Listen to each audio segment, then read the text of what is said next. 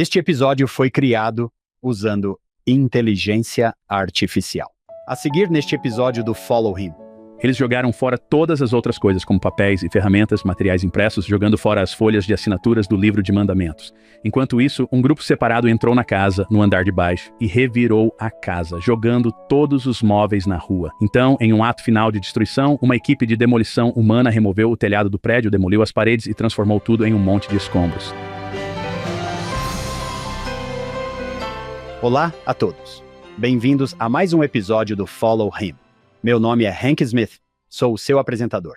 Estou aqui com o meu co-apresentador puro, John Bythway.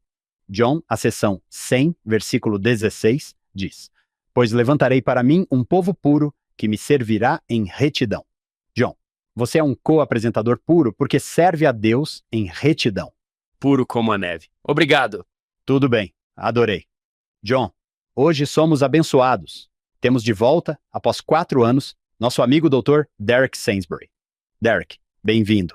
É ótimo estar aqui, estou ansioso para aprender com vocês e aprender com as escrituras hoje. Adoramos há 4 anos, John. Derek trouxe algumas ideias que ainda discutimos até hoje. Eles aparecerão em outros episódios. Outras conversas. Obrigado por voltar. Sim, com certeza. Estou feliz por estar aqui. A barra está bem alta agora. Você vai nos dar alguns assuntos para discutir nos próximos 4 anos. A data da sessão 98 é agosto de 1833. Você conhece muito bem a história da igreja, o final do verão e o outono de 1833. As coisas ficaram bem sombrias no Missouri. O que você pensa quando eu menciono isso?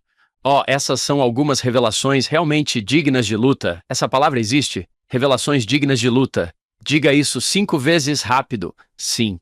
Minha memória é que tudo começa por volta de julho. A imprensa é destruída. As perseguições, as exigências para que eles partam. Tudo acontece bem ali. Enquanto conversamos muito, Hank, espere um minuto. Isso deveria ser Sião. Espere. O quê? Espere. A luta interna sobre como lidar com tudo isso deve ter sido muito difícil. Temos falado bastante sobre como existem 2 centros da igreja neste momento. Temos Santos em Ohio e temos Santos no Missouri. Eles estão a milhares de quilômetros de distância, tentando se comunicar uns com os outros, ambos lidando com problemas difíceis em situações diferentes. Derek, ao analisar essas sessões hoje, neste período, o que vamos fazer? O que vamos analisar?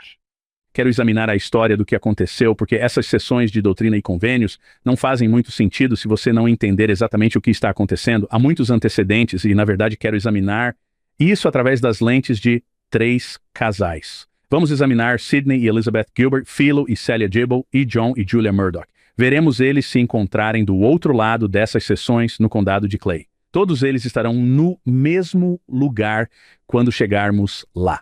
Espero que possamos conversar com eles sobre o que aconteceu. Talvez então conversemos entre nós e com todos os que estão ouvindo hoje sobre como lidamos com as provações e por que elas aconteceram em nossa vida. Vamos falar um pouco sobre os versículos nessas sessões que falam sobre a Constituição, sobre o governo, sobre como devemos interagir com o governo, porque acho que essas também são coisas importantes para se discutir.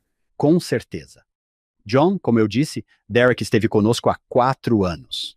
Poucas pessoas sabem mais sobre a história da igreja e especialmente sobre Joseph Smith no final de sua vida, quando concorreu à presidência. Mas pode haver alguém ouvindo que pense: não sei quem é Derek Sainsbury. Sabemos alguma coisa sobre esse cara? Você pode garantir por ele? Sim. Acabou de sair da minha impressora. O que eu sei sobre esse cara? Uau. Derek Sainsbury cresceu em Taylorsville, Utah, e eu adoro esse Sunbury, Austrália. Ele se formou em Ciências Políticas pela Universidade de Utah, fez mestrado em Administração Pública pela Universidade Brigham Young e doutorado em História Americana pela Universidade de Utah. E lecionou em seminários e institutos por 27 anos antes de ingressar no Departamento de Educação Religiosa da BYU. Como você disse, Hank, ele é o autor da primeira monografia sobre a campanha presidencial de Joseph Smith em 1844. Agora ela se chama Storming the Nation. As contribuições desconhecidas dos missionários políticos de Joseph Smith. Ele está pesquisando uma biografia dupla de Joseph Smith e Robert F. Kennedy. O que eles têm em comum? São os únicos 2 candidatos à presidência dos Estados Unidos que foram assassinados, o que é fascinante. Ele se casou com sua namorada do colégio, Meredith Petit. E eles são pais de 3 filhos, eles moram em Bountiful. Ele gosta de ler, jogar golfe e ouvir música dos anos 80. Eu adoro esse homem e brincar com seus cães. Recentemente, me perguntaram qual era a minha banda favorita dos anos 80, e eu respondi Totos sem hesitar. Eu simplesmente não sei qual é a sua. Tem um gosto musical bastante eclético quando se trata de música dos anos 80. Era boa música e bons filmes. Quanto mais velho fico, mais percebo como foi ótimo crescer nos anos 80 e 90. Esses eram os bons velhos tempos, como gostamos de dizer. John, falamos sobre o novo livro do Derek? Conte-nos mais sobre isso porque é fascinante. Eles não eram presidentes, mas eram candidatos à presidência, e isso é o que eles têm em comum. Você pode nos contar mais sobre esse projeto? Bem, tudo começou como uma pergunta trivial. Quem foram os únicos 2 candidatos presidenciais assassinados? Escrevi meu primeiro livro sobre a campanha de Joseph Smith e depois mergulhei na campanha de Robert Kennedy. Fui aos arquivos em Boston, fotografei alguns membros da família com todo esse material de campanha e eles pegaram esses nomes e conseguiram localizar e continuam localizando pessoas em todo o país que estão na casa dos 80, no início dos 90 anos, que ainda estão vivos e que fizeram campanha. Então, estamos fazendo entrevistas pelo Zoom com eles e a ideia é criar uma biografia sobre suas vidas e algumas coisas que eles tinham em comum que diz respeito ao que estavam tentando realizar. Tem sido um projeto realmente fascinante e espero lançá-lo para a próxima campanha presidencial em 2028. Uau, isso é fantástico! Derek está sempre fazendo pesquisas muito interessantes sobre a interseção entre a igreja e o governo. Acho que é por isso que ele será ótimo para hoje. Vamos começar com o manual Vem e Segue-me. Ele diz que para os santos da década de 1830, Independence, no Missouri, era literalmente a terra prometida. Era o centro de Sião, a cidade de Deus na terra, e a reunião dos santos ali era um prelúdio emocionante para a segunda vinda. Mas seus vizinhos na área viam as coisas de maneira diferente. Eles se opunham à afirmação de que Deus havia dado a terra aos santos e se sentiam incomodados com as consequências políticas, econômicas e sociais de tantas pessoas desconhecidas se mudando para lá tão rapidamente. O desconforto logo se transformou em perseguição e violência. Em 1833, a gráfica da igreja foi destruída e os santos foram expulsos de suas casas. Joseph Smith estava a mais de 1.200 quilômetros de distância em Kirtland e levou semanas para que a notícia chegasse até ele. Mas o Senhor sabia o que estava acontecendo e revelou ao seu profeta princípios de paz e encorajamento que confortariam os santos. Princípios que também nos ajudariam quando enfrentássemos perseguição, quando nossos desejos justos não fossem realizados ou quando precisássemos de um lembrete de que nossas aflições diárias acabariam, de alguma forma, contribuindo para o nosso bem. Entendo por que Derek nos deu essa introdução. Ela se encaixa perfeitamente no que vamos examinar hoje. Derek, com isso você nos disse que precisamos de algumas informações básicas para entender essas sessões e apreciá-las, certo? Sim, antes mesmo de entrarmos nesse assunto, gostaria de comentar o que você leu no manual. Na verdade, avançando para o domingo de Páscoa de 1843, Joseph Smith acaba de receber a notícia de que Lorenzo Barnes, um missionário, faleceu na Inglaterra. Ele é o primeiro missionário estrangeiro a falecer. Ele concentra seu discurso naquele domingo nele e na ressurreição. Gostaria de citar algumas linhas, pois acredito que elas representam a doutrina central do que o Senhor está tentando ajudar seus santos no condado de Jackson a compreender. Joseph diz o seguinte: quando soube da morte de nosso amado irmão Barnes, isso não teria me afetado tanto se eu tivesse tido a oportunidade de enterrá-lo na terra de Sião. Vocês achariam estranho se eu relatasse o que vi em visão em relação a esse tema interessante? Aqueles que morreram em Jesus Cristo podem esperar entrar em toda a alegria que possuíam ou antecipavam aqui quando ressuscitarem? A visão foi tão clara que eu realmente vi homens antes de ascenderem do túmulo como se estivessem se levantando lentamente. Eles se pegaram pelas mãos e disseram uns aos outros: meu pai, meu filho, minha mãe, minha filha, meu irmão, minha irmã. E então ele diz isto: de todas as coisas que sei ser verdadeiras, João e Hank, esta é a número 1 na minha vida. Ele disse: todas as suas perdas serão compensadas na ressurreição, desde que continuem fiéis. pela visão do Todo-Poderoso, eu vi isso. Espero que hoje, ao olharmos para pessoas reais e pensarmos em nossas próprias vidas reais e nas dificuldades com as quais lutamos, possamos lembrar que a ressurreição de Cristo já tornou tudo melhor, já curou e consertou tudo. É apenas uma questão de tempo e que o que virá do outro lado será tão incrível. Para entender o contexto do motivo pelo qual eles estão sendo expulsos, precisamos saber por que eles estão lá em primeiro lugar. Em abril de 1830, a igreja é restaurada. No mês seguinte, em maio, há algo chamado Lei de Remoção dos Índios, que o Congresso aprova e o presidente Jackson assina e começa a aplicar, o que leva todas as tribos indígenas americanas do sul para o oeste, para onde as tribos do norte foram empurradas, que fica a oeste do estado do Missouri, em setembro de 1830. O Senhor dá uma revelação em Doutrina e Convênios 28, onde diz que Sião, mencionada no livro de Mormon, que seria construída nos últimos dias, ainda não foi revelada, mas que está em algum lugar perto da fronteira dos Leimanitas, que é a palavra que o Senhor usa e os santos usam para se referir aos povos indígenas das Américas.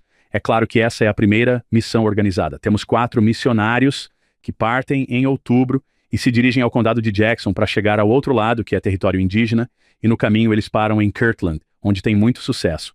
Lembre-se de que há 3 casais com os quais eles têm sucesso, o que nos ajudará a entender a história. Os primeiros são Sidney e Elizabeth Gilbert. Sidney cresceu em New Haven, Connecticut. Ele era instruído, talvez até mesmo formado em Yale. Em 1817, ele se muda para Paynesville, que fica bem ao lado de Kirtland, e abre uma loja. Ele contrata um jovem chamado Newell K. Whitney, talvez vocês já tenham ouvido falar dele, e o ensina a ser comerciante, e eles abrem uma loja juntos. Ele se casou com sua esposa, Elizabeth, e eles tiveram um filho chamado Loyal, que infelizmente faleceu no ano seguinte. Em 1828, a irmã de Elizabeth, Kezia Rawlins, faleceu, e ele e Elizabeth acolheram não apenas Keziah, mas também seus 3 filhos, James, Mary Elizabeth e Caroline Amelia Rawlins, que também aparecerão em nossa história quando chegarmos ao condado de Jackson. Sidney e Elizabeth são metodistas e Mary Rawlins, vocês devem se lembrar da história. Ela tem 12 anos e ouve falar do livro de Mormon na casa de Isaac Morley e convence Isaac Morley a deixá-la lê-lo. Bem, a pessoa que também o lê naquela noite com ela é seu tio Sidney Gilbert. Isso acaba levando ele e Elizabeth a se filiarem à igreja também. Depois temos Philo e Celia Dibble. Philo é de Massachusetts e se casa em 1829. Sua esposa possui terras perto de Kirtland. Coincidência? Ele ouve falar do que está acontecendo na fazenda de Isaac Morley e vai até lá para ouvir Oliver falar sobre a administração dos anjos ao meio-dia e fica totalmente convencido de que quer ser batizado. Mas diz, e cito, minha esposa achou que era precipitado e disse que se eu esperasse um pouco, talvez ela fosse comigo. Não dei ouvidos a ela, mas fui imediatamente e fui batizado por Parley P. Pratt. É claro que ela se batizou mais tarde, mas acho que há momentos em que não devemos dar ouvidos. Naquela noite, ele teve uma experiência espiritual incrível, na qual sentiu o Espírito em todo o seu corpo. Ele disse, na manhã seguinte voltei para casa feliz. Quando Joseph precisa resolver algumas questões financeiras, ele vende 1.200 de seus acres e dá os $400 a Joseph, não como empréstimo, mas simplesmente como um presente. Esse valor equivale a cerca de $132 mil hoje. Há um segundo casal que chega a Kirtland. O terceiro casal é John e Julia Murdoch. John nasceu no leste de Nova York. Ele passa por um trauma infantil grave porque sua mãe morre quando ele tem 4 anos e ele tem uma madrasta malvada. Ok, uma madrasta malvada a ponto de... Ouça esta história.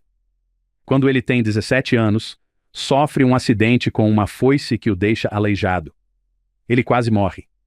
Ele disse que encarou a situação e orou ao Pai Celestial, dizendo que se ele preservasse sua vida, ele o serviria. Então ele diz o seguinte, eu aguentei firme. Bem, até que minha madrasta começou a me culpar por ser descuidado.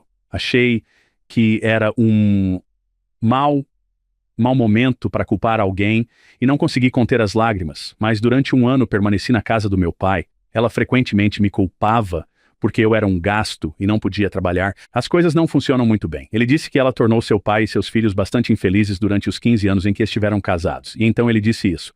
Ser perseguido pela minha madrasta e esse acidente com meu pulso me fez buscar a verdade e ele começa como luterano holandês, torna-se metodista, depois campbellita, então ele vai para Ohio e se casa. E então ele é convertido e batizado por Parley P. Pratt e confirmado como ancião por Oliver. Em seu primeiro domingo ele prega e batiza 5 pessoas, incluindo sua esposa. No domingo seguinte, ele batiza mais 3.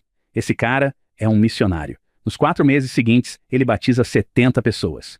Ele se muda para Kirtland, vende sua casa, se muda e sua esposa dá à luz gêmeos em 30 de abril.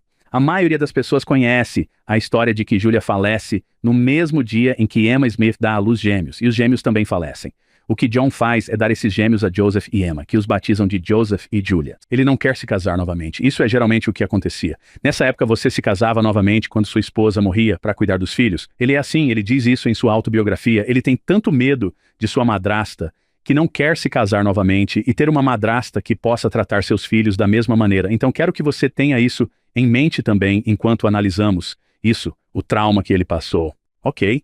Agora, Zion, condado de Jackson, Missouri, não se pode pensar em um lugar mais difícil para tentar construir Zion dentro dos Estados Unidos. Na verdade, não se pode entender a Guerra Civil se não se entender a década de 1850, a polarização política que ocorre lá e o sangramento do Kansas. Não é possível entender a polarização política e o sangramento do Kansas sem entender a Guerra Mormon de 1838, quando fomos exterminados do estado.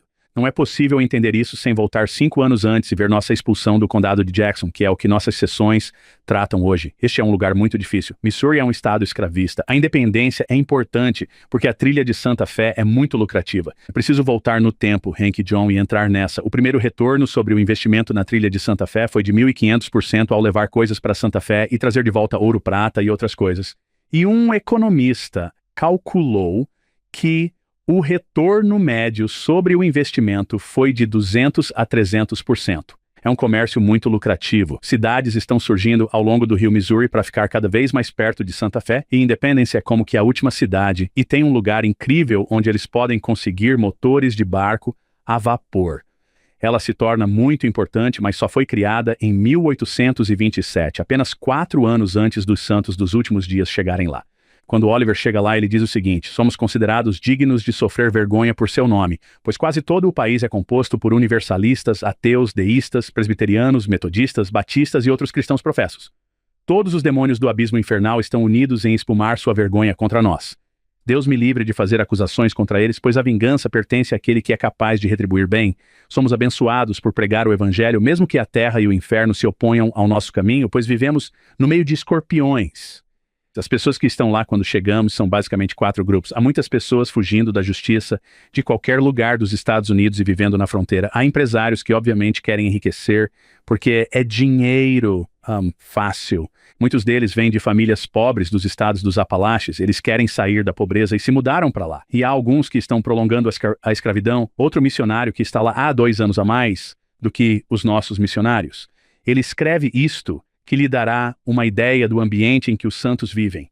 Este missionário escreveu à sua sociedade missionária e disse o seguinte: o que encontrei aqui é tudo menos encorajador.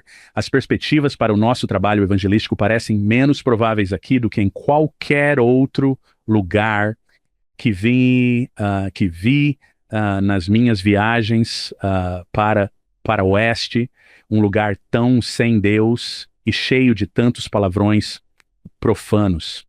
Seria difícil imaginar algo pior. A maioria das pessoas professa uma vida cristã moderada, mas são meras palavras que não se manifestam na vida cristã. Existem alguns supostos ministros do evangelho por aqui, mas são um grupo triste de clérigos, sem formação, grosseiros, que se entregam à bebida e se entregam ao jogo que acompanha as corridas de cavalos, né? Há muitos personagens suspeitos que se instalam aqui, mas quando chega a informação de que um xerife federal está se aproximando deste condado, muitos correm para o território indígena no lado oeste do Missouri.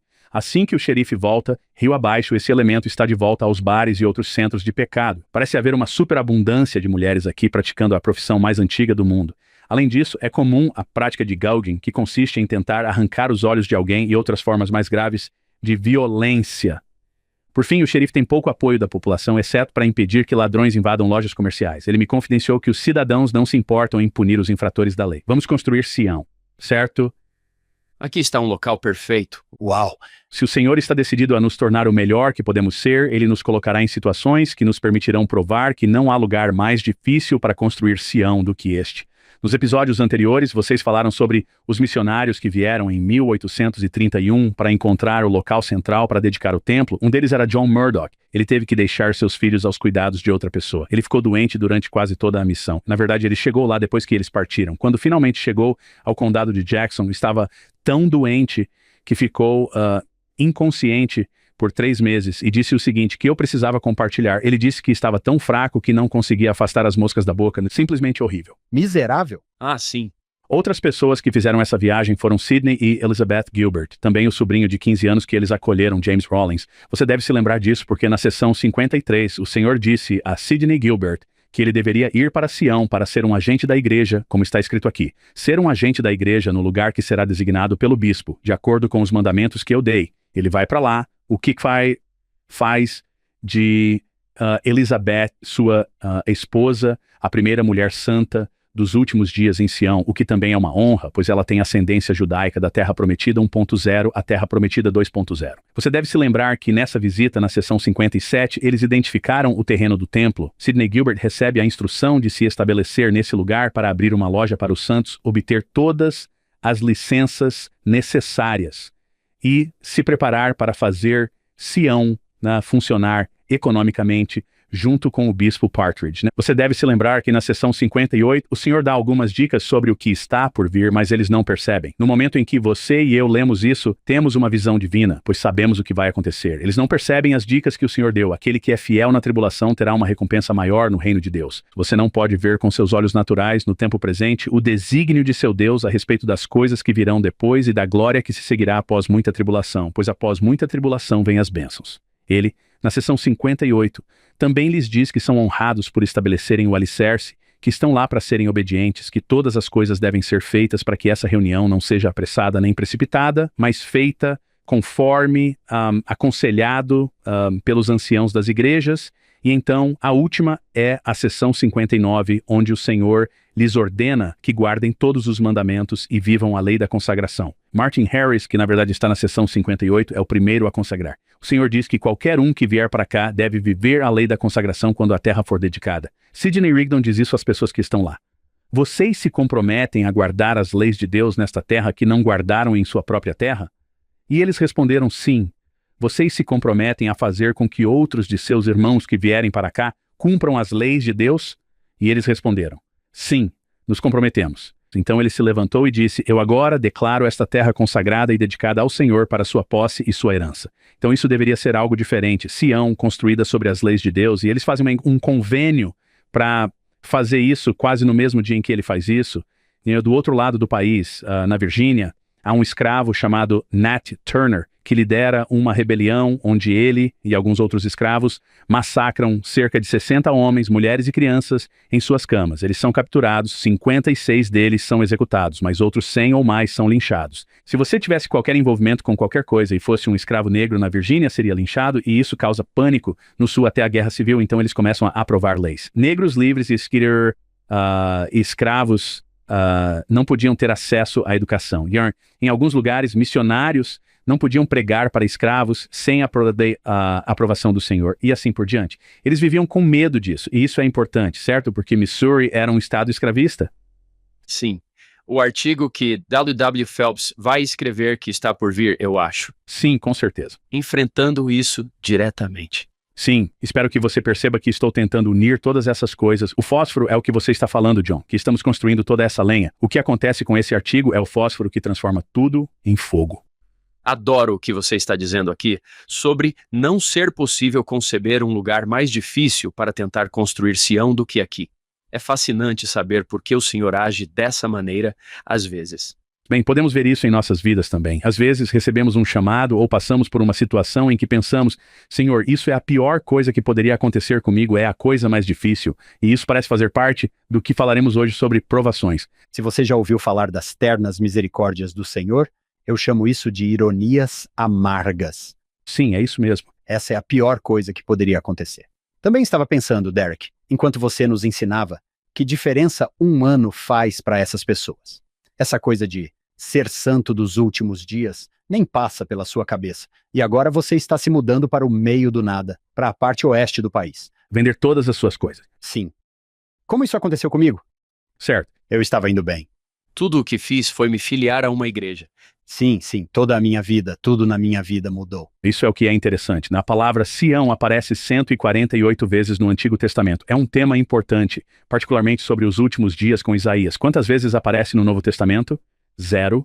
no livro de Mormon, 42 vezes. Na Pérola de Grande Valor, 14 vezes. Em D e C, 191 vezes, quase tanto quanto todas as outras juntas. O que nos diferencia das igrejas protestantes, né, é que estamos construindo Sião, reunindo-nos em um único local e literalmente tentando construir uma comunidade para receber Jesus Cristo. Isso torna tudo o que fazemos completamente diferente em alguns aspectos, muito contra a cultura, muito anti-americano, né, se você preferir, para o período que causará algumas hostilidades. Acho que, como jovem professor, jovem missionário, eu pensava que isso era uma restauração da Igreja do Novo Testamento. Com o passar dos anos, percebi que é muito, muito maior do que isso. Muito, muito maior do que isso. Sim, muito bem dito. Muito do Antigo Testamento, vamos trazer de volta os pais. Sião, o Jardim do Éden. Os templos. Sim. Arônico, Melquisedeque, ambos personagens do Antigo Testamento. Vamos continuar, Derek. O que vamos fazer a seguir? Ok, então deixamos John Murdoch doente com moscas na boca no condado de Jackson. Oh, cara. Em fevereiro de 1832, ele e Parley P. Pratt partiram em missão para voltar a Kirtland e ambos ficaram doentes durante toda a viagem. Na verdade, certa vez, John Murdoch ficou incapaz de se levantar por dias. Ele disse que pensou em nosso chamado e resolveu viajar e pregar ou morrer na tentativa e pediu uma bênção. Foi o suficiente para chegar ao dia seguinte. É assim para eles. Eles não estão batizando ninguém no Missouri ou em Indiana. Uma noite, eles são acordados à meia-noite por um senhor chamado Isaac H. McCann, gritando no local onde estão hospedados. Ele os havia seguido por 27 milhas para ser batizado. No dia seguinte, eles realizaram outro batismo. Isaac McCann, como em McCann, você pode me batizar agora? Isso é incrível. Exatamente 27 milhas. Uau! Isso não acontecia com vocês o tempo todo nas missões? Sim. Por favor, insisto que me administre. Rei Lamone, certo? É basicamente uma maratona, certo? Mais do que uma maratona. Hank e Derek. Ouvimos isso o tempo todo, de pessoas que ficam doentes com frequência. Parece que lutar contra a doença é um estilo de vida. E então sinto muito que você esteja doente e quase no leito de morte, mas estou ligando para você para ir em uma missão. E deixe sua esposa e seus filhos para trás. Eles também estão doentes. É incrível. O sacrifício. Aqui está um trecho do diário de Murdoch sobre Parley P. Pratt. Eu estava lendo esse diário. Parece que eles estavam passando o diário de um para o outro. Ele escreve isso a 8 quilômetros de qualquer casa. O irmão Pratt teve calafrios. Depois veio a febre e ele perdeu as forças e deitou-se na neve de meio metro com o vento norte soprando sobre ele. Perguntei se ele poderia viajar. Ele disse que não. Perguntei se ele não acreditava que o Senhor o curaria. Ele disse que o Senhor o curaria de acordo com sua fé, mas disse que sua fé era fraca. Perguntei se ele desejava que eu impusesse as mãos sobre ele. Ele disse que sim, e com muitas lágrimas ajoelhei-me e impus as mãos sobre ele em nome do Senhor Jesus, orei por ele. E ambos nos levantamos e seguimos viagem dando glória a Deus por sua bondade. Às vezes penso também que Parley P. Pratt, como um grande herói para muitos de nós, teve um momento de fraqueza na fé. Aquilo foi terrível, terrível, quero dizer. Ele estava basicamente deitado para morrer. O sacerdócio o curou.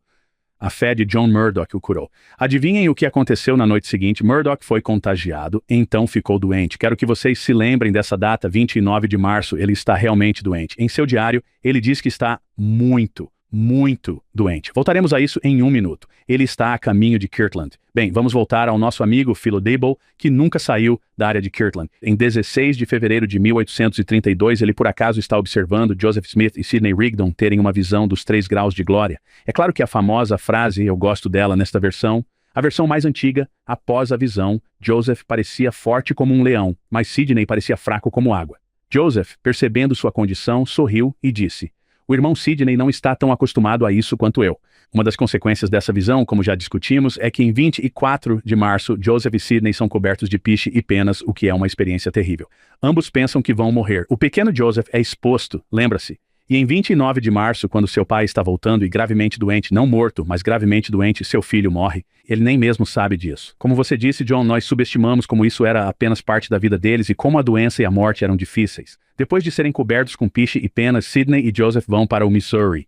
Eles fazem outra viagem ao Missouri porque o Senhor lhes pediu para criar a Firme Unida, conectando os 2 centros da igreja em Kirtland e em Independence com as 2 lojas, a impressora e tudo mais. Há uma história interessante que acontece quando eles estão lá. Eles chegam em 24 de abril, Sidney Rigdon vai ao tribunal em Independence e prega um sermão, e de acordo com um dos homens que estava lá, Sidney afirmou ter ido ao terceiro céu e conversado com Deus face a face. Isso choca tanto a todos que no dia seguinte, vários ministros e independentes vão falar com ele. Basicamente dizem, você percebe o que disse? Você sabe o que acabou de dizer? Ele repete para eles e então diz, vocês não têm a verdade. Vocês são apenas cegos, guiando outros cegos, ganhando amigos e influenciando pessoas. Esse não é o estilo de Sidney. Não está no seu manual. Na verdade, isso agita as pessoas. Começam a atirar tijolos nas janelas. É realizada uma reunião para expulsar os Mormons do condado. Isso aconteceu em 1832. Um dos agentes indígenas que está em Independence fica sabendo disso, né? Ele vai à reunião. Durante a reunião, ele se opõe a qualquer ação desse tipo. Bem, só quero deixar claro que nem todos no condado de Jackson eram contra os santos dos últimos dias, ou se encaixavam nos 4 grupos, os grupos majoritários de que estávamos falando. Na verdade, ele ficou bastante indignado com a ideia de, entre aspas, ter a Constituição e as leis desafiadas e pisoteadas por qualquer pessoa. Ele procurou certos líderes influentes da multidão e se ofereceu para decidir o caso com eles em um combate individual. Ele disse que seria melhor que 1 ou 2 pessoas morressem do que centenas fossem executadas, e nenhum deles aceitou a oferta, e as coisas acabaram se acalmando. No final de 1832, havia 800 santos dos últimos dias em 1.700 acres em 4 assentamentos diferentes, Independence e os 3 que ficavam no Rio Blue, os Ramos Prairie, Colesville e Whitmer. Eles estavam se mudando para lá. Sidney Gilbert foi nomeado sumo sacerdote, um dos 7 sumos sacerdotes que ficariam responsáveis pela igreja naquela região. Eles querem que Joseph fique. Eles acham que ele deveria estar lá na capital, certo, Sião? Mas ele não vai ficar. E isso causa um certo mal-estar, assim como algumas das discussões sobre como criar firme unida causaram um pouco de mal-estar, né? É importante entender isso. A essa altura, John Murdoch já havia voltado para Kirtland e fica em Kirtland e se recupera de tudo isso. Isso aconteceu e ele escreveu sobre ter que ir buscar seus filhos e pagar por seus cuidados. Que se dane a lei da consagração. Ele escreve isso em seu diário. Meu filho Horace, de 7 anos, eu havia deixado com o irmão Benjamin, que havia se afastado da fé. E eu pesquisei sobre isso. Foi por causa da visão dos 3 graus de glória. Por causa da visão. Vamos parar por um segundo, porque isso era muito diferente de tudo o que eles estavam acostumados na corrente dominante. A dicotomia céu-inferno, por causa disso, não podia aceitar. Uau! E essa não é a primeira vez que John Murdoch vai lidar com isso. Veremos isso um pouco mais adiante de uma forma interessante. Então ele disse que eu tinha que pagar por sua manutenção. O irmão Phil Judd, com quem eu havia deixado John, mudou-se para o Missouri e levou minha vaca e minha cama para pagar pela manutenção do menino. E então o irmão Serene Burnett, com quem eu havia deixado minha Phoebe, sua filha de 4 anos, não a manteria mais. E eu tive que pagar por sua manutenção. Minha filhinha, Julia, estava bem com o irmão Joseph, mas meu filho Joseph morreu quando o profeta foi arrastado para fora da cama pela turba, pois a criança que estava com sarampo estava deitada na cama com ele naquele momento. Eles tiraram as roupas da criança que pegou um resfriado e morreu. Então ele escreve isso. Ou seja, os membros da turba estão nas mãos do Senhor. Existem pessoas reais que estão recebendo essas sessões e que passam por provações e dificuldades reais que precisamos ter em mente. Agora podemos entrar em uma sessão. Vamos para a sessão 99 de Doutrina e Convênios. Ele vai até Joseph e pergunta, o que vem a seguir na lista? O que preciso fazer a seguir? O Senhor nos dará a sessão 99. Ela está um pouco fora de ordem aqui, no que diz respeito à sua localização em Doutrina e Convênios. Provavelmente devemos mencionar que, cronologicamente, a sessão 99 deveria estar antes da 98, no que diz respeito à data em que foram dadas. Elas foram colocadas na ordem errada em 1876 e permaneceram assim, embora tenhamos aprendido desde então que, na verdade, foram 1 ano antes. Nela, o Senhor chama John Murdoch de seu servo. É hora de você partir para outra missão nos países orientais, de casa em casa, de aldeia em aldeia, de cidade em cidade, para proclamar meu evangelho eterno aos habitantes desses lugares. No meio, observe que no meio da perseguição e da fraqueza.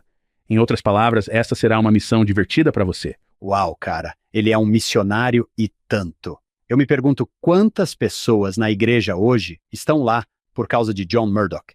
O Senhor diz, quem vos receber a mim, me recebe. Quem vos receber como uma criancinha, recebe o meu reino. Agora quero que pensemos sobre isso quando se trata de uma provação para ele. Volte para a missão. Você acabou de voltar. Você teve que pagar pelos seus filhos. Você não tem dinheiro, quase nenhum dinheiro. Seu filho adotivo morreu. Agora você deve voltar e, a propósito, você vai viajar por todos os lugares e, a propósito, em meio à perseguição e à maldade Isso é uma grande provação para ele. Embora o Senhor aqui esteja falando especificamente sobre as pessoas a quem ele prega, sobre recebê-lo como recebem o Senhor e recebê-lo como uma criancinha.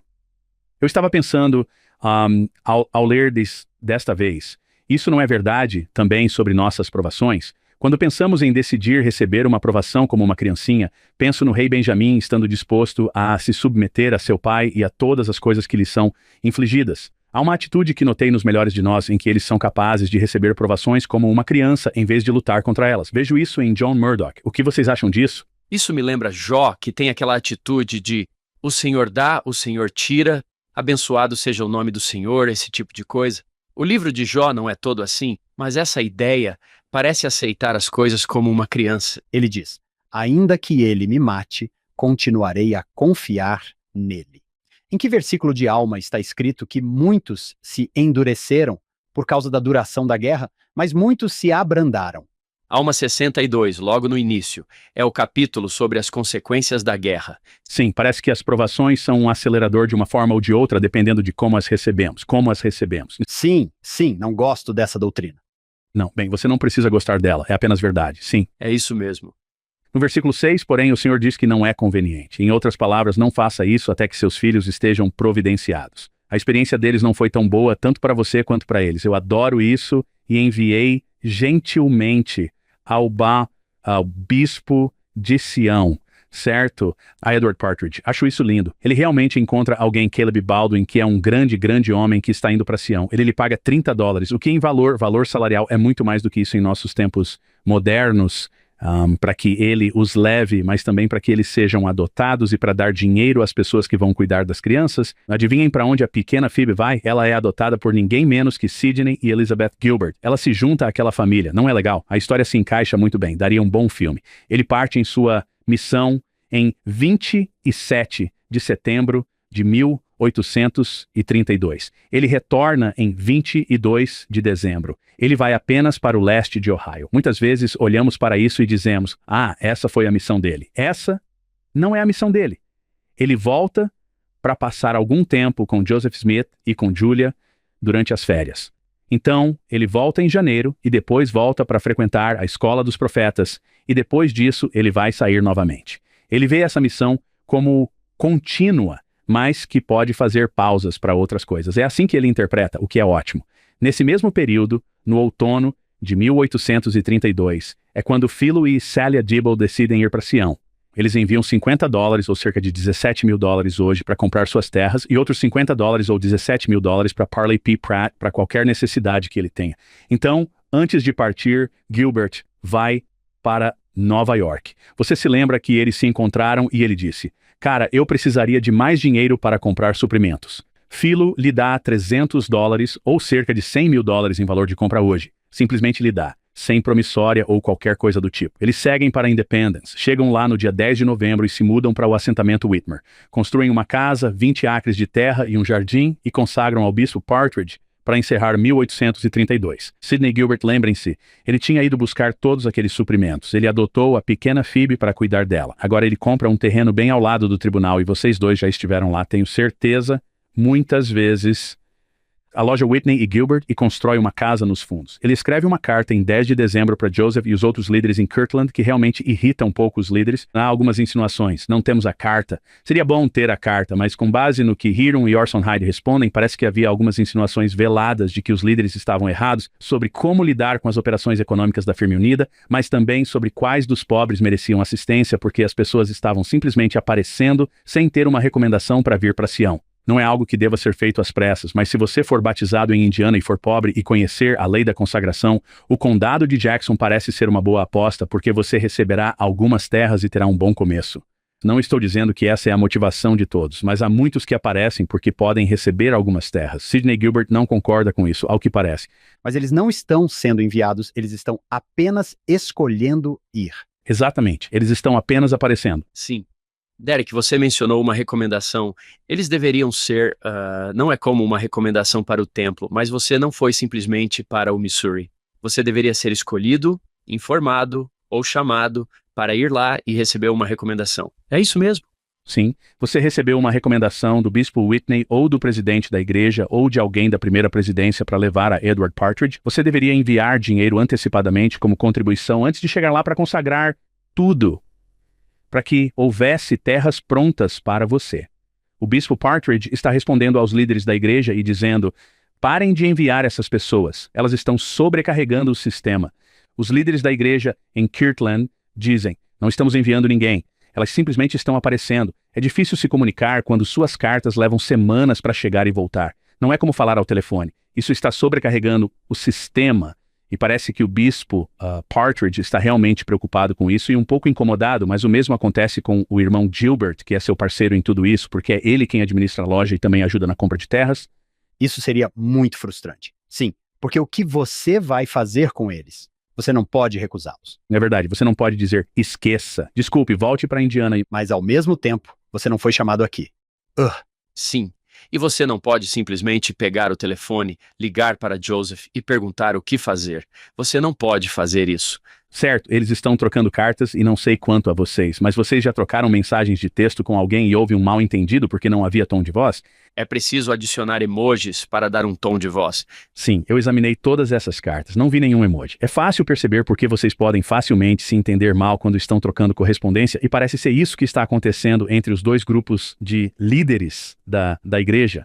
O que está causando alguma contenda entre eles, bem como a ideia de que alguns dos líderes no Missouri estão pensando: por que Joseph não está morando aqui? Ele precisa estar aqui para cuidar disso. Este é Sião. Kirtland é uma estaca. E uma das cartas que chega, na verdade não escrita por Joseph, não me lembro quem, não sei, não consigo lembrar se foi Hiram ou Oliver ou outra pessoa, mas diz, estou parafraseando: quando vocês se organizarem, ele virá. Em outras palavras, precisa estar funcionando e operando, enquanto eles estão dizendo que vocês precisam estar aqui para ajudar a fazer com que funcione e opere melhor. Não sei se vocês, do site, já tiveram desentendimentos com líderes da igreja ou viram líderes da igreja tendo desentendimentos entre si, mas... Não, eles são todos perfeitos. Sim, eles são todos perfeitos onde moramos, certo? Ainda bem que isso não acontece hoje em dia. Sim. Quer dizer, eu estava aqui sentado pensando: esses são um bando de humanos causando problemas humanos, não são? Sim. Sim. Você odiaria estar no lugar do bispo Partridge, não é? Pensando: como faço isso? Sim. Quero meu negócio de chapéus de volta. Isso é loucura. Exatamente. As coisas eram muito mais simples antes de eu entrar para esta igreja, né? Quando eu disse: você tem 7 1/4, tente este aqui. E você sabe que vai custar 50 centavos ou algo assim. Por que eles não desistem? O testemunho deles sobre Jesus Cristo, o testemunho deles sobre o livro de Mormon, o testemunho deles sobre Joseph Smith, concordando ou não com ele como profeta, é forte. Eles não deixam que isso ofusque quem eles realmente são e o que realmente sabem. Essa questão da liderança da igreja seria muito mais fácil se não fosse pelas pessoas. Derek, isso é difícil. Isso é difícil. E especialmente para essas duas. Ambas eram ricas, bem-sucedidas e consagraram tudo, desde suas lojas até seus bens pessoais. Elas são a espinha dorsal que permite que a lei da consagração comece e funcione no condado de Jackson. É a consagração delas que está pagando pelas terras. É a consagração delas que dá o crédito necessário para pedir dinheiro emprestado para comprar outras terras. A história, não me lembro se é de Emily ou Eliza Partridge, em que ela está andando pela rua e vê uma menina usando seu vestido favorito. Ela está vestida com trapos e pensa: não sei o que pensar disso. Eu entendo porque nossos amigos, o irmão Partridge e o irmão Gilbert, ficariam frustrados, porque eles estão realmente fazendo o trabalho pesado e tentando fazer isso funcionar quando as coisas não estão dando certo. Deve ser duplamente frustrante, porque primeiro você está no comando e, segundo, você é o esteio disso tudo. Isso acontece hoje. Já vi pessoas em alas, ramos e distritos. Elas carregam grande parte dos novos membros, carregam grande parte das responsabilidades. Sim. Hank, conversamos com pessoas que dizem: tenho 6 chamados na minha ala, e você pensa: espere aí, o quê? Tenho 6 chamados no meu ramo. Tínhamos um rapaz na nossa ala que dizia: bem, tendemos a sobrecarregar os trabalhadores da nossa igreja, ou algo assim. Aquela velha ideia. Se você quer que algo seja feito, peça a uma pessoa ocupada. É como: ah, você? Isso me lembra Gilbert e Partridge. Sim, Derek, Vamos agora para 1833. Sim, agora 1833, lembre-se de que John Murdoch voltou para fazer a Escola dos Profetas. Então ele parte e começa a se dirigir para o leste. Ele acaba em Jamestown, Nova York, com um grupo de outros missionários, incluindo um recém-convertido chamado Dr. Philastus Hurlbut, que está lá pregando. Seu primeiro nome é Doutor. Seus pais o chamaram de doutor?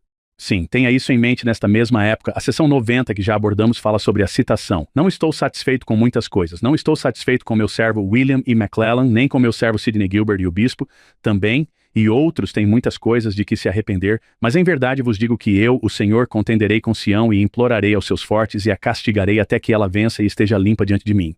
Ele envia essa revelação para o Missouri, mas envia uma carta separada para Sidney Gilbert e eu só quero citar uma parte dela. Ele diz: estamos cientes da grande preocupação em sua mente em consequência de muitos negócios, mas você deve colocar sua confiança em Deus e pode ter certeza de que temos nossas orações dia e noite, para que você tenha força para superar todas as dificuldades. Aprendemos com o Senhor que é seu dever ajudar todos os irmãos pobres que são puros de coração e que você agiu errado ao negar crédito a eles, pois eles precisam de ajuda e o Senhor o estabeleceu em Sião com esse propósito específico. Para seu crédito, Sidney Gilbert responde e pede desculpas e faz o que o profeta lhe pede. Ele é cerca de 13 anos mais velho que Joseph.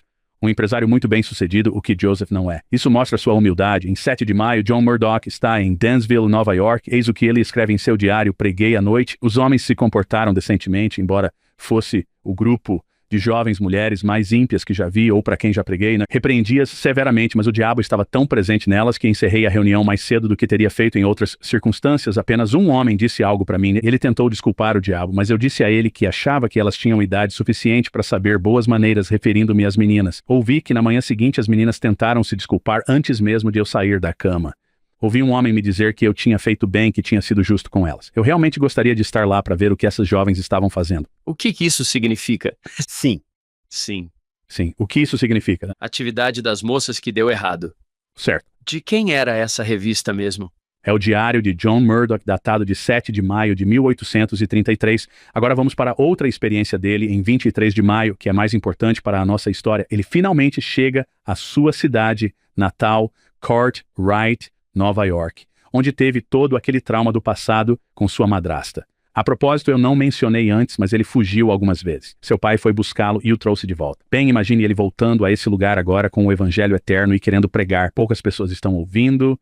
Quero fazer uma pausa aqui e contar uma história pessoal. Eu espero que não se importem. Quando minha família se mudou para a Austrália, eu tinha 11 anos. Eu não sabia na época, mas o casamento dos meus pais estava em crise e essa foi a razão pela qual nos mudamos para lá. Minha mãe é australiana. Nos mudamos para lá para começar uma nova vida. Comecei o 7º ano numa escola que ia do 7º ao 12º ano. Eu era o único jovem santo dos últimos dias. Os meus primos eram, mas eu não tinha muito contato com eles. Eles também não tinham muito contato comigo. Eu era o único americano e ninguém se preocupava em aprender o meu nome. Chamavam-me apenas Yank. Até os professores diziam: Matthew, venha cá, Yank, venha cá. Fiz parte de todo tipo de abuso que você possa imaginar naquele ano em que estive na Austrália. E isso foi horrível, né? Foi o pior ano da minha vida. Eu fiz 12 anos, eu tinha 11 anos e estava fazendo 12, né? Na verdade, ainda lido com algumas das coisas que aconteceram lá. O que quero dizer é que senti muita empatia por John Murdoch enquanto lia seu diário, porque recentemente tive a oportunidade de voltar à Austrália pela primeira vez em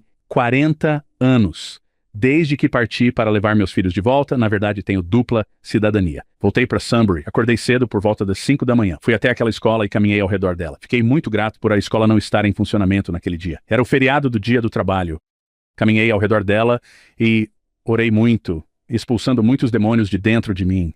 Quero apenas testemunhar como o Senhor é bom para nós, curando-nos para que também possamos dizer às pessoas que passam por coisas difíceis na vida, por traumas difíceis. Na sessão 93, que já abordamos este ano, o Senhor diz que coloca toda a verdade, luz e inteligência de forma independente na esfera em que está colocada. Estamos aprendendo através da psicologia e da neurociência que quando alguém jovem passa por um trauma, essa pessoa vive em uma esfera mental diferente das outras pessoas. A palavra arrepender-se vem de metanoia, sobre a qual o presidente Nelson fala o tempo todo. Uma de suas formas mais antigas em alguns dos manuscritos antigos, alguém me ensinou que significa mudança de mente, mas também sair da sua pequena mente. O que significa que você viu algo maior e melhor, e agora o abraça. Bem, às vezes, para aqueles que lutam contra traumas ou problemas de saúde mental, é difícil se arrepender, porque não conseguem sair da esfera mental em que estão, e sou muito grato pela tecnologia moderna, pela medicina. Estou medicado. Eu consulto um terapeuta Santos dos últimos dias, incrível, que mudou minha vida.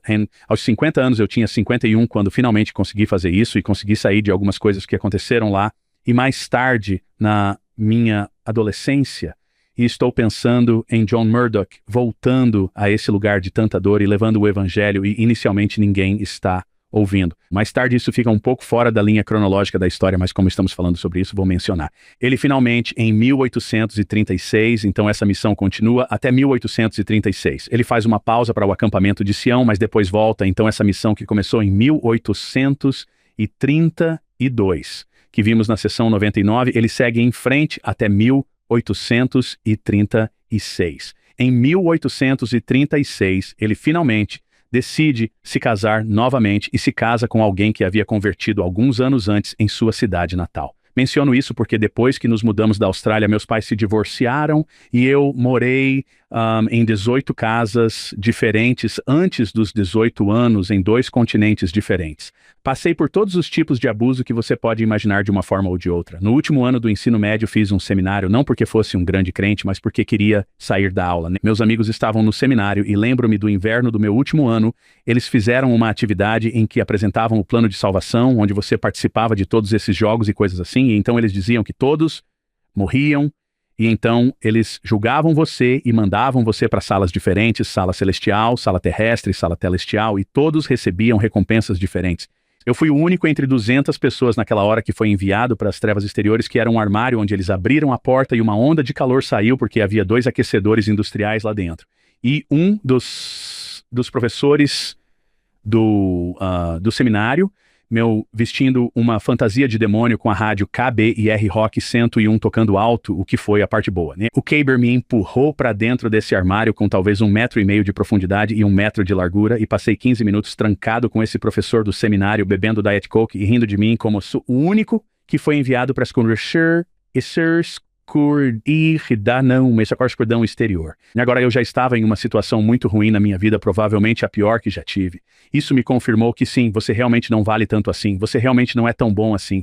Não me lembro quanto tempo, quantos dias ou semanas depois disso, escrevi para meu professor do seminário, um jovem professor chamado Pete Sunwell, e disse algo muito leviano sobre tirar minha vida. Ele me ligou naquele dia, ele morava em Sugar House, eu morava em Taylorsville, para aqueles que conhecem o Vale de Salt Lake, e ele me ligou e conversou comigo por telefone por cerca de meia hora. Ele se sentiu compelido a deixar sua esposa e seu filho, pequeno, e dirigir de Sugar House até minha casa em Taylorsville. Eu não queria que ele entrasse porque estava envergonhado. Sentamos em nosso pequeno sofá que ficava no quintal. Conversamos por cerca de 1 hora. Quando ele foi embora, eu sabia 2 coisas. Bem, eu sabia uma coisa e sabia que queria acreditar em outra coisa. Eu sabia que havia um adulto fora da minha família que realmente se importava comigo como pessoa, e a segunda coisa era toda essa questão de Jesus. Pelo que senti com ele, talvez fosse real. Isso me colocou no caminho da reconciliação com o céu da cura. Eu me encontrava com ele às vezes na hora do almoço. Algumas semanas depois conheci uma garota no colégio. O nome dela era Meredith. Ela era tudo o que me faltava. Ele me colocou nesse caminho e ela me manteve nele. Acabei indo para a missão quando tinha quase 20 anos. Ela esperou por mim e nos casamos. Entre Pete Sunwell e Meredith Petit, fui levado a Cristo e fui para a missão, cara. Eu fui a razão pela qual eles elevaram o padrão. Eu não tinha lido o livro de Mormon. Eu não sabia todas as coisas que os outros sabiam. Mas me apaixonei pelo Evangelho de Jesus Cristo. Eu não batizei ninguém, exceto um membro de 8 anos, mas me apaixonei por trabalhar para Jesus, amar Jesus e ser capaz de abraçar seu Evangelho. Quando voltei para casa, a única coisa que eu queria fazer da minha vida era fazer pelos outros o que Pete Sunwell tinha feito por mim, e foi assim que me envolvi no seminário e cheguei onde estou hoje. Posso sentir uma afinidade com John Murdoch. Ele é curado do trauma ao pregar o Evangelho de Jesus Cristo e ao se casar com uma de suas convertidas, uma mulher que o ajuda a superar todos os problemas que ele tem com sua madrasta. Compartilho isso sabendo que talvez seja compartilhar demais, não sei, mas sei que há muitas pessoas, como meus alunos, que lutam com a saúde mental, que lutam com decisões que tomaram ou que outras pessoas tomaram e que realmente os impediram de sair de suas mentes limitadas, se arrepender e ter uma visão mais ampla das coisas, e só quero testemunhar que podemos ajudar uns aos outros, seja passando tempo com alguém, seja casando com essa pessoa, seja dando uma chance a ela. Jesus está trabalhando de várias maneiras para nos levar para casa e nos curar em nossas provações, e eu compartilho isso com o espírito com que foi pretendido, na esperança de que isso possa ajudar outras pessoas a perceberem que há coisas boas à frente. Lindo. Obrigado por isso, Derek. Isso é muito pessoal, mas provavelmente muitas pessoas serão abençoadas por isso. Tô aqui sentado, Hank, pensando que o 7º ano é uma fase tão fácil da vida, não é? Vamos voltar à nossa narrativa agora para que possamos finalmente chegar à sessão 98. Então, em 25 de junho, Joseph Smith e os líderes da igreja enviam a planta de Sião ao líder do Missouri. Você deve se lembrar da planta que mostra como a cidade deveria ser. Os 24 templos no centro, eles enviam isso no dia 25 para Sião. Junho é um mês crítico. Já falamos anteriormente que Sião e a América Jacksoniana estão em conflito. No Missouri, isso é ainda mais evidente. Sabemos pelas revelações que Sião é um só em coração, um só em mente, habitando em retidão, sem pobres entre eles. Vamos examinar cada um desses aspectos individualmente. O que Sião está tentando fazer e o que a América Jacksoniana no condado de Jackson está tentando fazer. Um só em coração, social. Vamos analisar isso como uma questão social. Para os habitantes locais, existe uma hierarquia racial rígida. Brancos, vermelhos, ou seja, índios americanos, e negros, ou seja, povos escravizados, que não se misturam. Eles também estão lá para fugir da comunidade. Muitos deles não querem comunidade. Ou são fugitivos da justiça, ou tiveram uma experiência ruim com a comunidade e estão lá na fronteira. O que estamos tentando fazer? Mesmo que nem todos acreditemos nisso, nossas escrituras dizem que todos são iguais perante Deus, negros e brancos. Estamos dizendo que os índios americanos não são selvagens. Na verdade, eles são os remanescentes da casa de Israel e vão nos ajudar a construir a Nova Jerusalém, né? Na verdade, nós, ou pelo menos W.W. Phelps, na Estrela da Tarde e da Manhã, vemos a lei de remoção dos índios e todas essas tribos se reunindo perto do condado de Jackson como parte do cumprimento disso. Ele escreve: continuamos a coletar notícias sobre os índios e é realmente gratificante ver como o Senhor avança em sua grande obra de reunir os remanescentes de seus filhos dispersos. Ele está imprimindo sobre isso e estamos falando sobre isso, que é tão diferente das pessoas que vivem entre essa ideia de que todos são iguais e que os índios americanos fazem parte do povo de Deus. Um em mente político ou governante na América Jacksoniana. Isso é liberdade individual. Acabou de passar o 50º aniversário da fundação da nação com a Declaração da Independência. Está meio que no ar, se você preferir. Está na história. Está nos monumentos. A política está realmente começando. Mais pessoas agora têm permissão para votar. Em 2 eleições, 1840, então 2 eleições presidenciais para cada homem que está na lista de uma igreja, há 10 homens nas listas dos partidos políticos. A política é uma coisa muito, muito importante. Mais e mais pessoas estão se envolvendo. Um filósofo francês vem para cá e escreve sobre democracia e basicamente diz que a religião da América é a política, né? Que não temos uma religião oficial, né? Nossa religião é a política. O que Sião está tentando fazer? Estamos tentando construir nosso próprio reino separado do mundo para nos prepararmos para a segunda vinda. Votamos juntos em 1832. Todos votamos nos democratas. Basicamente tanto em Kirtland quanto no condado de Jackson, Missouri, por Jackson, que deu nome aos condados em homenagem a Andrew Jackson. E quanto a viver em retidão?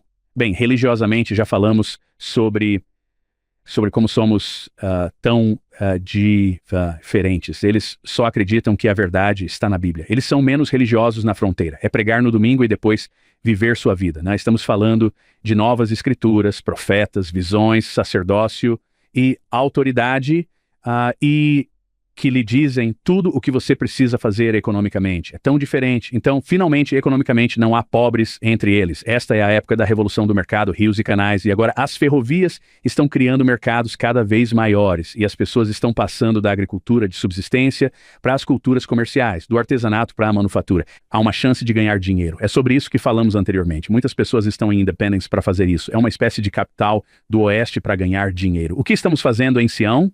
Lei da consagração, administração, não propriedade dirigida por líderes religiosos, insular.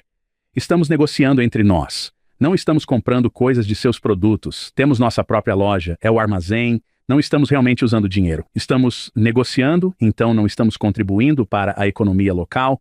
E à medida que as pessoas estão indo embora e nós estamos ficando maiores, cada vez menos clientes para eles, eles têm uma grande enchente na primavera de 1833, que destrói o cais de Independence para barcos a vapor e muda o curso do rio. Uma pequena cidade mais acima chamada Westport tem um cais melhor. Os barcos a vapor começam a passar por Independence. Adivinhem quem leva a culpa? Os Mormons. Ah, claro. Porque é fácil culpá-los. Sempre por aí mudando rios. Sim. Sim, exatamente. Bem, Enoque mudou rios, certo? Aparentemente. O outro elemento antes do início do incêndio é essa ideia de justiça vigilante na fronteira. Isso é celebrado como sendo o que significa ser americano.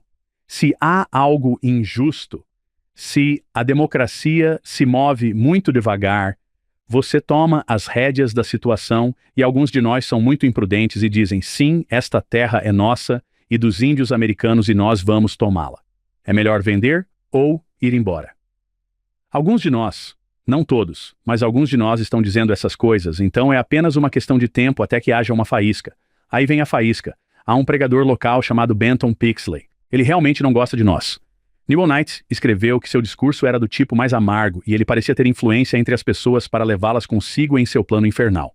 Na verdade, ele envia relatórios não para jornais do leste sobre como somos terríveis e horríveis. Ele elabora um panfleto chamado Cuidado com os Falsos Profetas. Ele escreve isso no final de junho. É hora de Phelps imprimir sua Estrela da Tarde e da Manhã para julho. Achamos que ele sai por volta de 10 de julho. Adivinhem qual é o primeiro artigo, Cuidado com os Falsos Profetas. Ele pega a linha de Pixley, inverte-a e diz, não, na verdade, vocês é que são. Aqui estão algumas citações.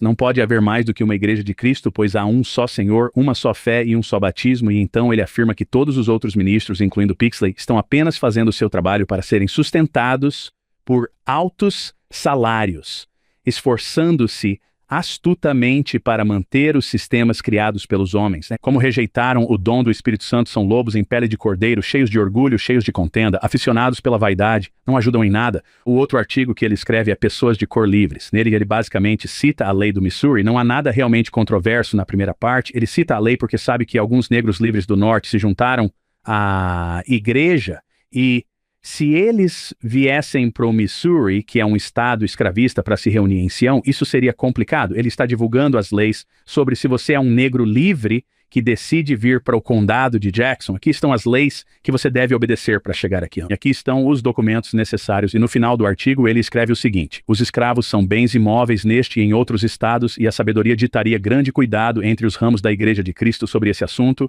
desde que não tenhamos nenhuma regra especial na igreja quanto às pessoas de cor que a prudência nos guie, e enquanto eles, assim como nós estamos nas mãos de um Deus misericordioso, dizemos, evitem toda aparência de mal. Ele parece estar dizendo não venham, tenham cuidado, mas isso é interpretado de outra forma, é isso, o fogo está aceso. O manifesto da multidão é assinado por mais de 100 de líderes locais, bem como por seus rufiões comuns. Aqui estão algumas coisas desse manifesto. Nós abaixo, assinados cidadãos do condado de Jackson, acreditando que uma crise importante está iminente em relação à nossa sociedade civil em consequência de uma seita religiosa fingida de pessoas que se estabeleceram e estão se estabelecendo em nosso condado, autodenominando-se, citação, Mormons, e pretendendo, como nós, livrá-los de nossa sociedade, pacificamente, se possível, à força, se necessário, e que o braço da lei civil não nos oferece uma garantia ou pelo menos uma garantia suficiente contra os males que agora nos são infligidos, vamos agir. Aqui estão algumas das outras acusações. Eles conversam cara a cara com o Deus Altíssimo.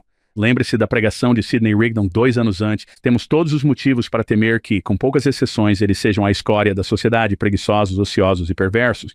Em vez de serem embaixadores escolhidos do Altíssimo, eles deveriam estar presos em celas solitárias há mais de 1 ano, desde que se constatou que eles estavam interferindo com nossos escravos, o que não é verdade, e tentando semear dissensões e levantar sedições entre eles. Pense na revolta de Nat Turner. Há um artigo em seu jornal convidando negros e mulatos livres de outros estados a se tornarem mormons e se mudarem para se estabelecerem entre nós. A proibição de tal grupo entre nós corromperia nossos negros e os instigaria ao derramamento de sangue. E então ele é assinado pelos cidadãos proeminentes da cidade e outros marginais. Nosso amigo Phelps lança um pequeno panfleto de 5x7 que diz: não.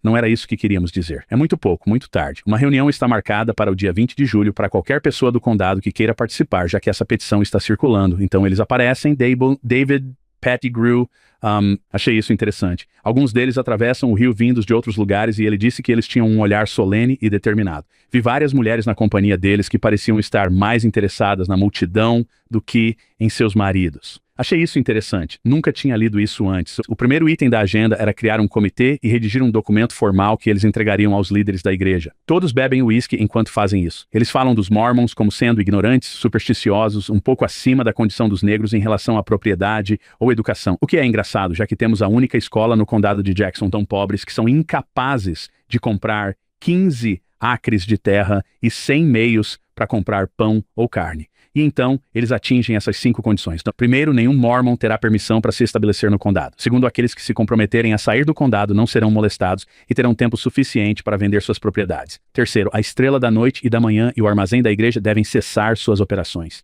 Quarto, os líderes da igreja devem usar sua influência para impedir qualquer imigração mormon futura e incentivar os membros da igreja a cumprir nossas exigências declaradas. E 5, qualquer pessoa que se recusar a cumprir essas exigências deve ser encaminhada e levada ao conhecimento dos líderes da igreja. Então, eles enviam homens para procurar os líderes da igreja que moram naquela área: Edward Partridge, W. Phelps, Sidney Gilbert, John Whitmer, John Corral e Isaac Morley, e os levam para Independence, onde se reúnem com eles na loja de Sidney Gilbert. Eis o que Edward Partridge diz sobre a reunião. Não? Eles exigiram que a gráfica e todas as outras oficinas mecânicas pertencentes ao nosso povo, juntamente com a loja Gilbert & Whitney, fossem fechadas imediatamente e que a sociedade deixasse o condado. Imediatamente pedimos 3 meses para considerar a exigência deles, o que foi recusado. Então pedimos 10 dias, quando fomos informados de que tínhamos 15 minutos para dar uma resposta imediata e fomos interrogados separadamente. Todos respondemos que não podíamos concordar com as exigências deles. Louis Franklin, o carcereiro do condado, virou-se e disse: "Lamento, o trabalho de destruição irá então começar." Imediatamente os homens voltaram para as suas famílias. A família de Sidney Gilbert está lá, ele fica na loja. Phelps vai ter com a sua família um quarteirão abaixo porque a impressora também é a sua casa. O bispo Partridge, John Corral e outros voltam para as suas casas na propriedade do templo. O comitê volta para os cidadãos no tribunal e começa a dizer: "Ok, foi isso que aconteceu." Há um homem no grupo cuja esposa acabara de dar à luz um filho. Ambos estavam saudáveis, o que nem sempre era o caso naquela época. Quem era a parteira? Sally Phelps. Ele sai sorrateiramente da reunião, embora seja membro da multidão. Ele sai sorrateiramente da reunião, desce e conta a Phelps o que está acontecendo, que eles chegarão ali muito em breve. Phelps pega algumas cópias do livro de mandamentos. John Whitmer, que está lá, pega o livro de Apocalipse que eles estão usando para imprimir o livro de mandamentos. Eles partem, deixando as crianças aos cuidados de Sally. Ela começa a vesti-las. O menor James está doente. Ela se prepara para partir em uma carroça quando batem a porta. Ela foi ameaçada de morte se não saísse e partisse imediatamente na confusão. De acordo com fontes da família, ela inadvertidamente deixou 2 de seus filhos, Waterman e Henry, no prédio. A multidão subiu correndo as escadas externas até o 2º andar. Uma vez dentro, vários homens empurraram ou levantaram a impressora, que pesava várias centenas de quilos, pelo chão e pela porta, jogando-a no chão. Eles jogaram fora todas as outras coisas, como papel, tipos e ferramentas materiais, impressos, jogando fora as folhas de assinatura do livro de mandamentos. Enquanto isso, um grupo separado entrou na casa pelo andar térreo, saqueou a residência e jogou todos os móveis na rua. Então, em um ato final de destruição, uma equipe de demolição humana retirou o telhado do prédio, demoliu as paredes e transformou tudo em um monte de escombros. Mary Rollins, que está hospedada com os Gilberts, e sua irmãzinha, Caroline, observam do outro lado da rua através de uma cerca. Mary, que tem 14 anos, diz: "Estou determinada a ficar com alguns deles", referindo-se ao livro de mandamentos. Minha irmã disse que iria, mas acrescentou: "Eles vão nos matar." Quando os homens viraram as costas, elas saíram correndo, pegaram um monte de folhas e fugiram para um milharal próximo. É uma história muito famosa que adoramos contar, certo? O que não contamos é que também havia um rapaz lá, um homem de 20 anos chamado John Taylor. Não o John Taylor, mas John Taylor, que também fez isso, que também pegou algumas coisas e fugiu. Mas como há tantas histórias na história da igreja sobre homens, vamos deixar apenas as duas irmãs, certo? Elas arriscaram suas vidas literalmente, deitaram-se sobre os folhetos no milharal e os salvaram.